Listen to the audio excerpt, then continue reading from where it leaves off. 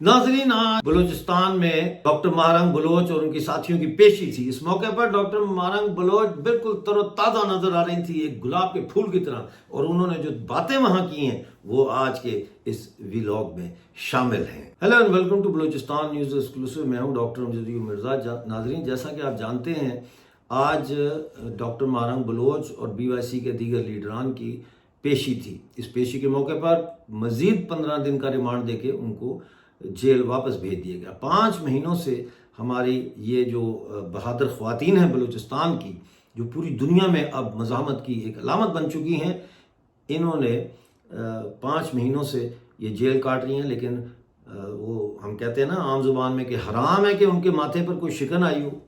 वो मुस्कुराते खिलखिलाते चेहरे हैं, क्योंकि वो एक बहुत बड़े मकसद के लिए जेल में है।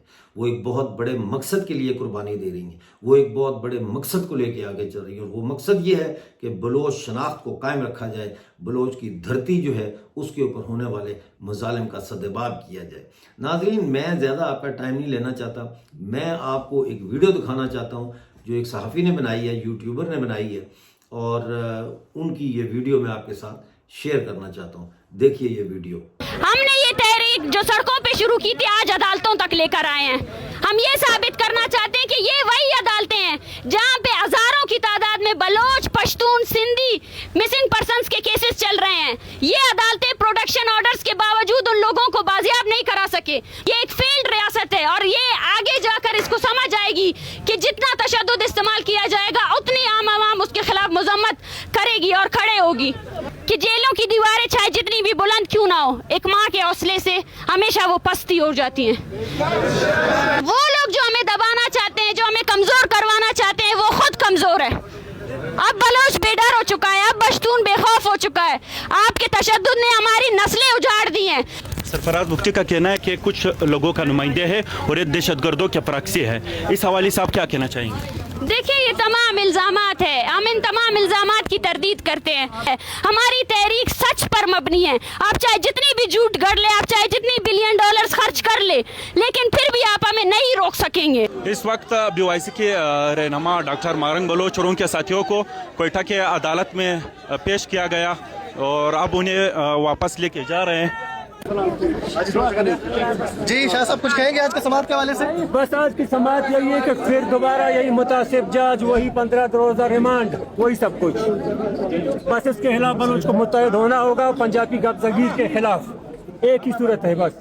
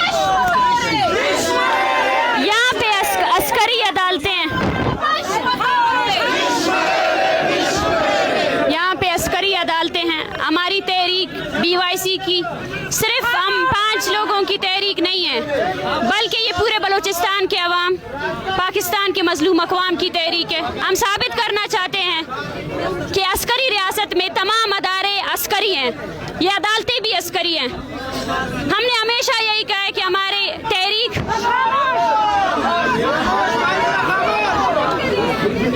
جب تک ہماری تحریک چلی، ہم نے یہی کہا ہے کہ ہم آئین اور قانون کے اندر مظلوم اقوام کی تحریک چلا رہے ہیں، مگر آج پاکستان نے اسی قانون کو ایک آلہ بنایا ہوا ہے۔ یہ عدالتیں جو عام عوام کے لیے ان کو ریلیف دینا چاہیے تھا، یہ عدالتیں آج عسکری قوتوں کی اعلی کار بنی ہوئی ہیں۔ لیکن ہم یہ کہنا چاہتے ہیں ان سے کہ ہماری جدوجہد ان کھوکھلے عدالتوں، ان کھوکھلی جیلوں سے بہت بڑی ہے، بہت عظیم ہے۔ آج اگر بلوچستان میں یہ تحریک جاری ہے تو اس تحریک کی شروعات جیلوں سے ہوئی تھی، ٹارچر سیلوں سے ہوئی تھی۔ آج بلوچستان کے عوام کو ہم یہی پیغام دینا چاہتے ہیں کہ پاکستان کی ریاست نے BOIC کو اس لیے قید رکھا ہے تاکہ عام عوام اس سے خوفزدہ ہوں، لیکن ہم چاہتے ہیں کہ ہم مثال بنا کر رکھیں گے کہ کوئی بھی تحریک جیل سے، قید و بند سے کبھی بھی پیچھے نہیں ہٹتی ہے۔ اور اس ہر شخص کے لیے یہ پیغام ہے ہمارا کہ جیلوں کی دیواریں چاہے جتنی بھی بلند کیوں نہ ہو، ایک ماں کے حوصلے سے ہمیشہ وہ پستی ہو جاتی ہیں۔ ہم ہر بار یہاں آتے ہیں اور ہر بار جج صاحب جو ہے نا سرکاری وکیل سے ریکویسٹ کرتے ہیں، یہ ہے اس جوڈیشری کا اصلی چہرہ جو ہم دکھانا چاہتے ہیں۔ آج اسی قانون کو ہتھیار بنا کر 90 دن تک لوگوں کو CTD کی حراست میں رکھا جاتا ہے، وہ CTD جو ہمارے وسائل سے اس کو وسائل دیے جا رہے ہیں۔ اس تحریک کی طاقت ہمیشہ سے عام عوام رہی ہے اور ہمیشہ سے عام عوام رہے گی۔ ہم نے یہ تحریک جو سڑکوں پہ شروع کی تھی آج عدالتوں تک لے کر آئے ہیں۔ ہم یہ ثابت کرنا چاہتے ہیں کہ یہ وہی عدالتیں ہیں جہاں پہ ہزاروں کی تعداد میں بلوچ، پشتون، سندھی مسنگ پرسنز کے کیسز چل رہے ہیں۔ یہ عدالتیں پروڈکشن آرڈرز کے باوجود ان لوگوں کو بازیاب نہیں کرا سکے، مگر یہی عدالتیں BOIC کی سیاسی اہلکاروں کے خلاف اسی روڈ بند کرنے کی دہشت گردی کے کیسز چلا رہے ہیں۔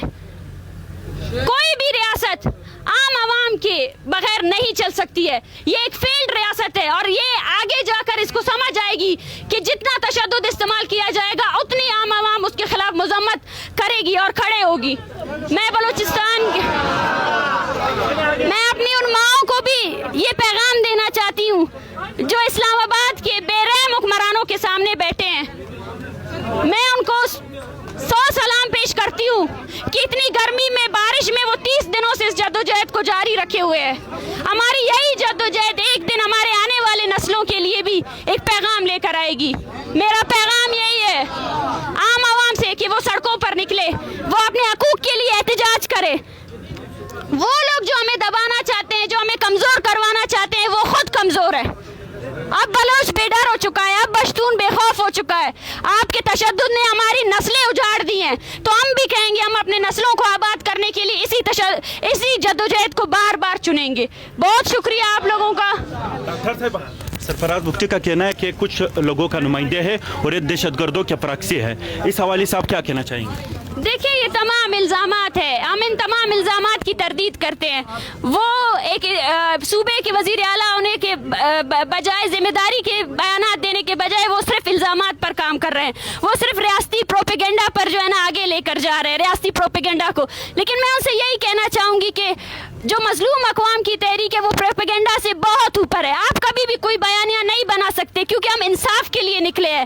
ہماری تحریک سچ پر مبنی ہے۔ آپ چاہے جتنی بھی جھوٹ گڑھ لے، آپ چاہے جتنی بلین ڈالرز خرچ کر لے، لیکن پھر بھی آپ ہمیں نہیں روک سکیں گے، کبھی بھی نہیں روک سکیں گے۔ جی تو ناظرین، یہ ویڈیو آپ نے دیکھا اور اس کے اندر مجھے تو کچھ کہنے کی اب ضرورت نہیں ہے کہ حوصلے بلند ہیں، جدوجہد جاری ہے اور نصر من اللہ و فتح قریب۔ بہت شکریہ آج کا شو دیکھنے کا۔ ملتے ہیں اگلے پروگرام میں، اس وقت تک اپنا خیال رکھیے اور مجھے اجازت دیجیے۔